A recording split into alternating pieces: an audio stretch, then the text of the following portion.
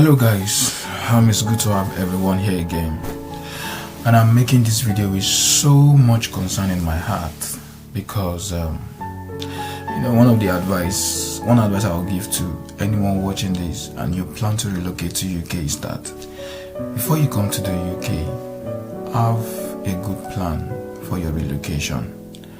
Have a very good plan for your relocation. Now, I said that because a lot of people relocate here and things become not funny for them. Why? Because there are no proper plans. The truth is there has been a lot of concern about the skilled work visa, which is mostly for carers, caregivers, healthcare assistants and all of that, and it looks as though the visa has really been abused. Now, a lot of people believe that when you come to the UK, it comes with a lot of easiness and money is just plucked everywhere, on the tree, on the street, on the floor, But it's not like that. A lot of people believe that it's quite very easy to come here and make money. It's not like that. It's painful when people who has properties, who has houses, who has cars, who has good job in their home country, sell all of those things to relocate to the UK, hoping to start a new life on a good platform. Now, relocation to UK is not luxury.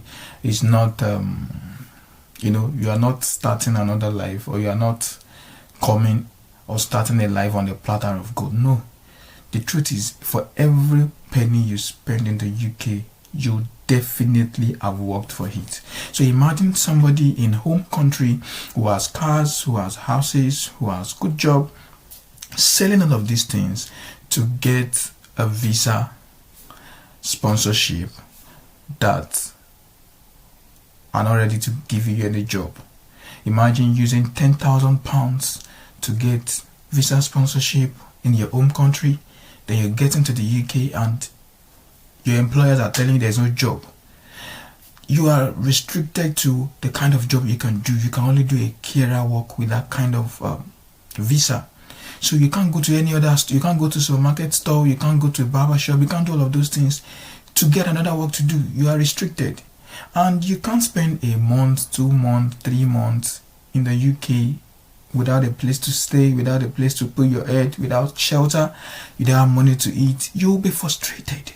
Really, you'll be frustrated, and I can tell you that there's a lot of concerns for sponsorship, especially from agencies that are not offering you. They promise to give job, but they don't give job. Let's watch this video from Skynet. Let's watch this video from Sky News. Dishing out supplies in a cramped and crowded food bank. Organisers say they're overwhelmed because it's not just locals who are struggling to survive. Come on, sit down. Come inside. Sit down here. Some of these people have recently arrived from Nigeria but got here to find the jobs they were sponsored for don't exist. Sky News has already shown how skilled worker visas are being abused and middlemen are making large sums of money exploiting this legal route to the UK. Now we can reveal how people who thought they were coming here to work are falling destitute.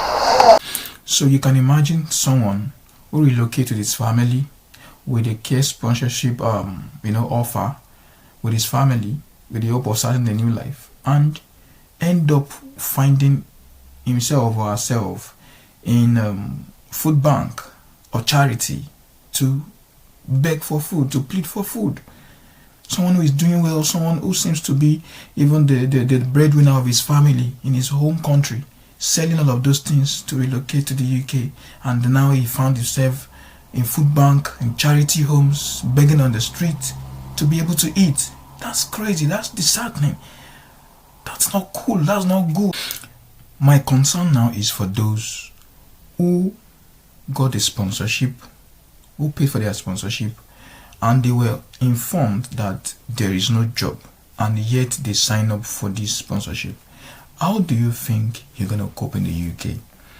How do you think you're going to survive? For everybody that is in the UK, everybody is planning on what they've worked for. So how do you plan to survive? It will be very difficult. Now, I'm sure the government will be doing a lot of things to restrict or minimize, these skilled workers at visa sponsorship. Now, let's watch this video and see what the response of the government of the UK is. Government says abuse of the immigration system will not be tolerated. In a statement, the Home Office said, "We have robust measures in place to ensure compliance. We will always take decisive action if employers break the rules, including by revoking sponsor licenses when necessary." But for those now unable to support themselves after moving to Britain, serious questions remain about the dream being sold to some people using the skilled worker visa route to get here. I haven't watched that. Now, these are my personal advice to anyone relocating to UK. Do these things before relocating to the UK. Number one, ensure that your visa sponsorship is from a genuine employer. If your visa sponsorship is paid for, ensure you get another job from your home country before relocation. Now, this is what some people do. You get a visa sponsorship that already informed you that there is no job. It means you just want to relocate and do what? And do nothing. So prior to your relocation, contact other employers in the UK. Let them know that you will be available in the UK from this period, but let them know that you will require sponsorship for your job. Now, there are companies that can take you in, that can employ you, but does not have the capacity to bring you in from abroad. They don't have the capacity for overseas staffs, but they can definitely give you a job if you are within the country. Now, companies like these are many, and these are the companies that you should reach out to before your relocation. So by the time you move into the country, even if your agency or your employer who give you the sponsorship says there's no job, you can definitely connect with the other employer who has already promised you a job, and you already had a deal with that. Okay, you're coming to the country, you're coming to start the job. So please, this is the plan you should have before you relocate, even if you are paying for the sponsorship. Please, this is very crucial. Now, another thing I'm going to also advise is that don't relocate with all your family when you don't know what your landing will look like. Imagine you're going to a place, you don't have an apartment. The agency or the employer that is giving you sponsorship is not paying for your maintenance. They're not giving you shelter, they're not giving you clothing, they're not giving you anything. Where do you hope to stay? And you're living your own country with your whole family. Some have one kid, some one child, some have 2 kids, some have 3, and you relocated all of them without any plan. That's not fair. So please, I think it's advisable that either the father or the mother, one of you should relocate first. Test the waters here. Test the water. See what it looks like. Look at the comfortability. Make sure you get your job. No, if one person is facing this challenge, it's easier to say, to call home and let home knows what happened. A lot of people facing this challenge cannot go back home. They cannot call their family. Their family does not even know what it looks like for them. They believe they are enjoying in UK, which is not true. So please always test the water. Don't move or relocate without knowing the condition of where you're going to. It will cost you nothing to wait and get yourself prepared for the coming of other family members of yours, instead of bringing everyone into this big mess. So please, you need to also put that in mind. Now, another thing I'm going to mention is that make sure that your CV that you're submitting to your employer is captivating. If you find yourself in this kind of category, then it means you need a very good CV to be able to attract any employer that is in the UK. And please, for this purpose, I'm going to remind you to please watch the video about the UK CV format for UK job, for care assistant or care job. So that will help you to be able to attract your employer.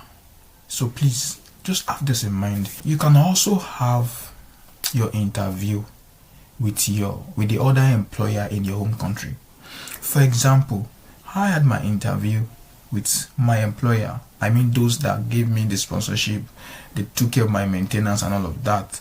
It wasn't a paid sponsorship. So they were able to take care of the whole bill, pay for my relocation, pay for my visa, and there's no issue. But for somebody that is not paying for all of those things, an employer that is not paying for all of those things, how do you plan to relocate?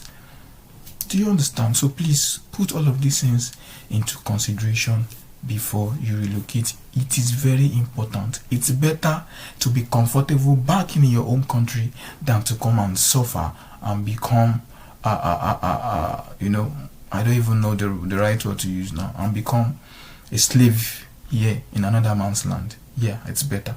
It's better to be a boss that you are in your home country.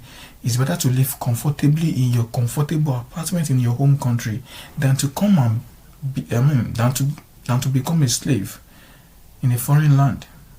Yeah, so please put all of these things into consideration. Thank you so much, guys, for listening. Share this with somebody who wants to relocate. Help them to make the proper plan. Help them to make good plan. Help them to be able to count the cost of their relocation. All right, guys.